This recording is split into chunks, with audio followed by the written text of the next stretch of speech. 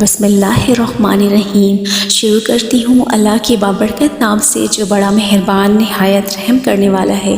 رمضان کی برکتوں کا اثر۔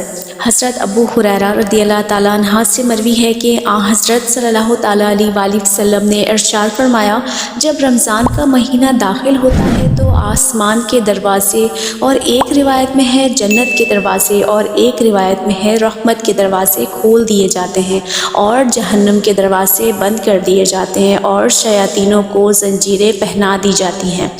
روزے داروں کے لیے خصوصی جنت کا دروازہ۔ حضرت سہل بن سعد رضی اللہ تعالیٰ عنہ نبی کریم صلی اللہ تعالیٰ علیہ وآلہ وسلم کا ارشاد نقل کرتے ہوئے فرماتے ہیں کہ جنت کے 8 دروازے ہیں، اور ان میں سے ایک دروازے کا نام ریان ہے، جس میں سے صرف روزے دار داخل ہوں گے۔